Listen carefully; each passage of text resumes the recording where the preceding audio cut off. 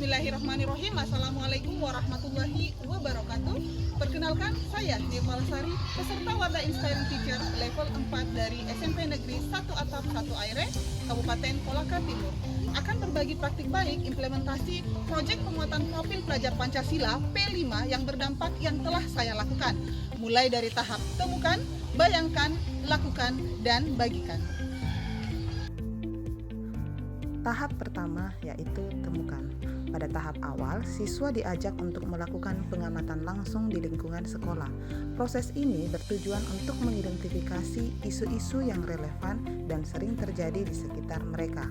Melalui observasi ini, siswa mencatat berbagai kejadian, perilaku, atau situasi yang membutuhkan perhatian lebih yang akan diangkat menjadi tema proyek.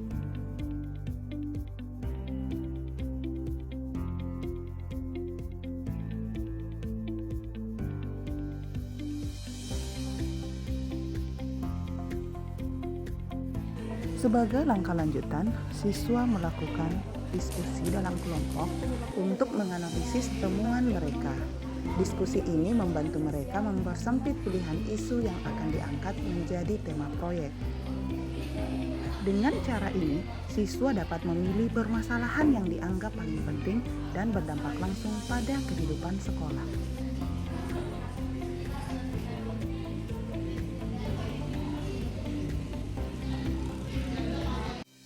Untuk mengumpulkan data yang lebih valid di lingkungan sekolah, siswa membagikan formulir kuesioner secara anonim kepada teman lainnya, serta melakukan wawancara dengan guru dan juga siswa lainnya.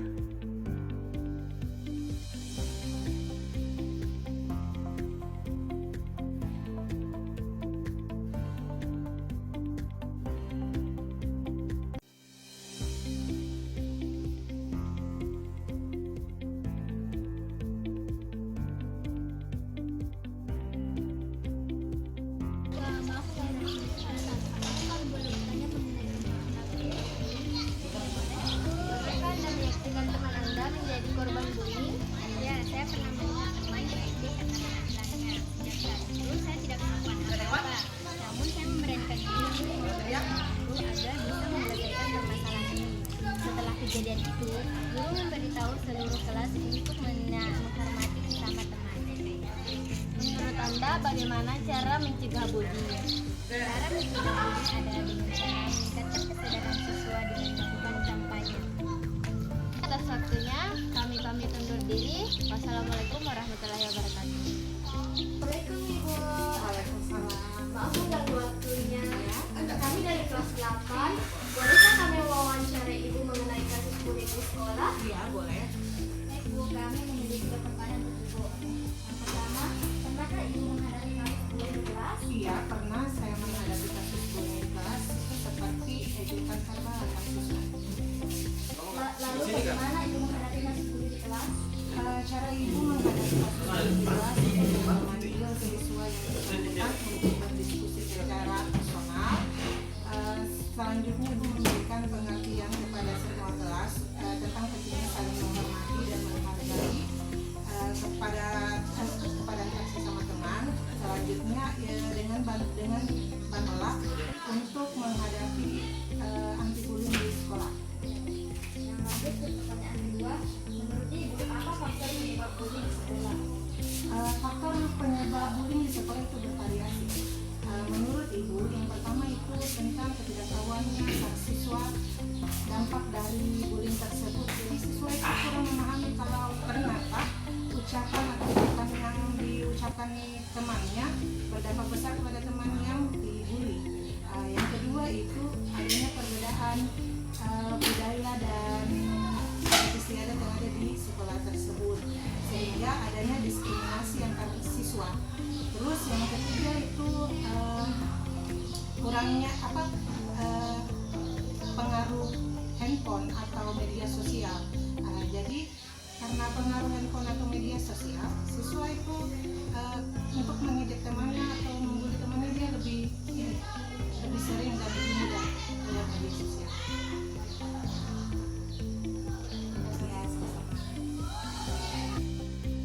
Setelah melakukan serangkaian kegiatan pada tahap temukan, mulai dari observasi, diskusi, pembagian kuesioner, dan wawancara, maka siswa sepakat untuk mengangkat tema proyek P5 pertama mereka tentang Stop Bullying. Karena stop bullying adalah masalah utama yang ingin mereka atasi untuk menciptakan lingkungan sekolah yang lebih aman dan nyaman.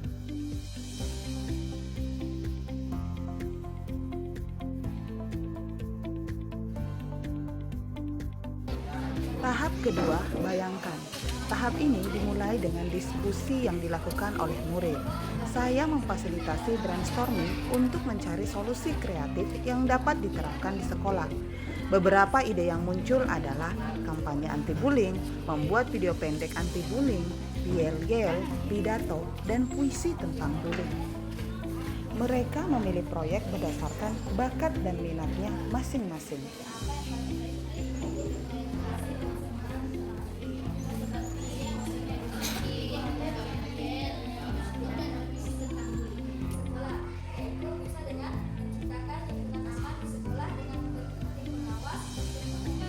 Pada tahap lakukan, siswa bekerja dalam kelompok untuk membuat poster kampanye anti-bullying, membuat video pendek anti-bullying, yel-yel, pidato, dan puisi tentang bullying. Saya memandu mereka dalam merancang pesan yang persuasif dan informatif. Bukan jangan dan mengancam. Yang kedua fisik, memukul, menendang, mendorong, bahkan merusak barang milik orang lain. Yang ketiga sosial, seperti mengucilkan, menyebarkan rumor atau mempengaruhi orang lain tidak berinteraksi dengan korban. Terakhir, Pelajaran hari ini, terima kasih.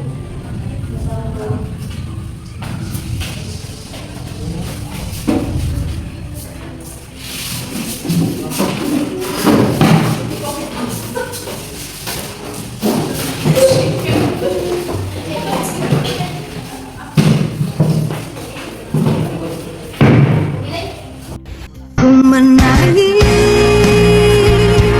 membayangkan betapa kejamnya dirimu atas diriku.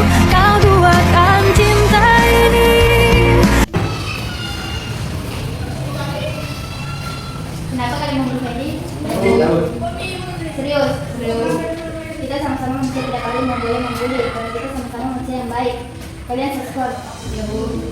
Stop bullying. Ayo kita lawan perundungan, berteman baik sesama siswa. Kami anggota kelas 8 melawan bullying dan perundungan sesama kawan. Ayo kita lawan perundungan, berteman baik sesama siswa. Yo ayo guys, hentikan perundungan. Yo ayo guys, hentikan pembulian. Mari ciptakan kerukunan. Mari lindungi Indonesia. Ayo teman-teman, ciptakan lingkungan yang damai dengan menghapuskan pembulian. Kata-kata untuk pembulian. Pembulian, no. Pembulian, no. Pembulian, no. Berbicara isu yang sangat penting, yaitu bullying atau perundungan. Bullying is not just a problem, it is a crisis that needs our attention. Bullying bukan sekedar masalah, ini adalah krisis yang membutuhkan perhatian kita. Teman-teman sekalian, bullying adalah tindakan menyakiti orang lain, baik secara fisik maupun mental. Contohnya adalah mengejek, menghina, mengucilkan, atau bahkan ada yang menggunakan kekerasan. Tindakan ini sering dianggap sepele, tetapi dampaknya sangat besar. The scars of bullying are not always visible, but they can last a lifetime. Luka akibat bullying tidak selalu terlihat, tetapi Kata bully yang begitu menyakitkan, kata yang membuat sanubari. Adakah engkau mengetahui hina ejekan? Kau jadikan itu hiburan, kau jadikan itu pertunjukan. Kau ingin membuat hatimu tertawa, membuat hatimu bahagia. Lihatlah dia begitu tersiksa dan teraniaya, begitu sakit hati dan tak berdaya. Kapan engkau menyadari? Ingat, karena berlaku untukmu. Pada tahap bagikan, siswa mempresentasikan proyek mereka di kelas sebelum pagelaran karya. Mereka berbagi cerita tentang bagaimana mereka menemukan masalah bullying dan menciptakan solusi. Setelah itu, siswa mengupload proyek-proyek yang telah dibuat di media sosial masing-masing.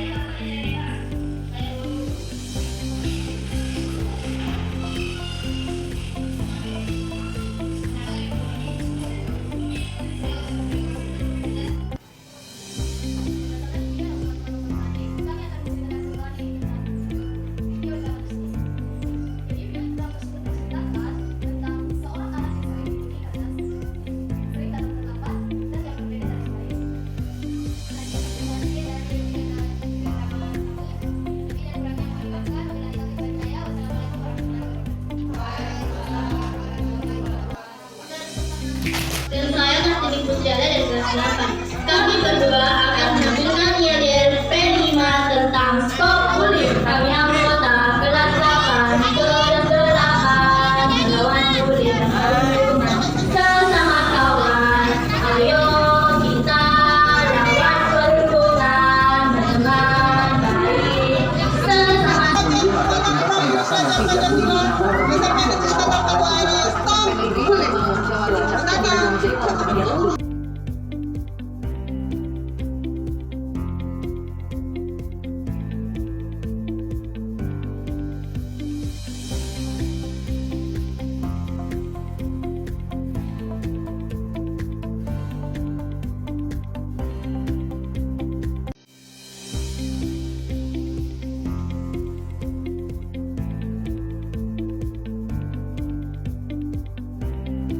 Siswa mempresentasikan proyek mereka kepada pengunjung, berbagi cerita tentang bagaimana mereka menemukan masalah bullying dan menciptakan solusi.